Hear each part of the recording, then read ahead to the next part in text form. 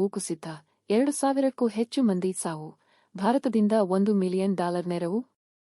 ನವದೆಹಲಿ, Papua ನ್ಯೂಗಿನಿಯಾದಲ್ಲಿ ಶುಕ್ರವಾರ ಸಂಭವಿಸಿದ ಭೀಕರ ಭೂಕುಸಿತದಲ್ಲಿ 2,000ಕ್ಕೂ ಅಧಿಕ ಮಂದಿ ಸಾವನ್ನಪ್ಪಿದ್ದು, ಸಾವಿರಾರು ಮಂದಿ ನಿರಾಶ್ರಿತರಾಗಿದ್ದಾರೆ.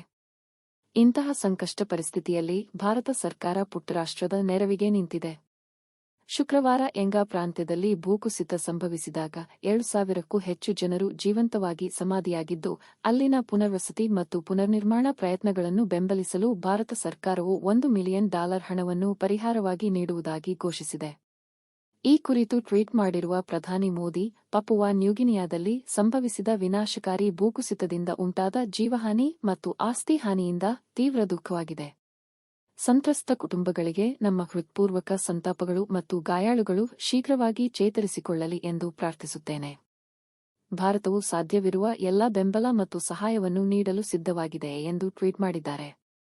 ಭಾರತ ಪೆಸಿಫಿಕ್ ದ್ವೀಪಗಳ ಸಹಕಾರದ ವೇದಿಕೆ FIPC ಅಡಿಯಲ್ಲಿ ನಿಕಟ ಸ್ನೇಹಿತ ಮತ್ತು ಪಾಲುದಾರ ರಾಷ್ಟ್ರವಾಗಿ ಭಾರತ ಪಪುವಾ ನ್ಯೂಗಿನಿಯಾದ ಜನರೊಂದಿಗೆ ಒಗ್ಗಟ್ಟಿನ ಸೂಚಕವಾಗಿ ತತ್ಕ್ಷಣದ ಪರಿಹಾರವಾಗಿ $1 ಮಿಲಿಯನ್ ಹಣವನ್ನು ನೀಡುವುದಾಗಿ ಘೋಷಣೆ ಮಾಡಿದೆ.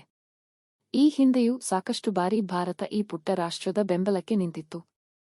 2018ರಲ್ಲಿ ಭೂಕಂಪ ಮತ್ತು 2019 ಮತ್ತು 2023ರಲ್ಲಿ ಜ್ವಾಲಾಮುಖಿ ಸ್ಫೋಟಗಳಂತಹ ನೈಸರ್ಗಿಕ ವಿಕೋಪಗಳಿಂದ ಉಂಟಾದ ಕಷ್ಟ ಮತ್ತು ವಿನಾಶದ ಸಮಯದಲ್ಲಿ ಭಾರತವು ಪಪುವಾ ನ್ಯೂಗಿನಿಯಾದ ಪರವಾಗಿ ದೃಢವಾಗಿ ನಿಂತು ನೆರವು ನೀಡಿತು.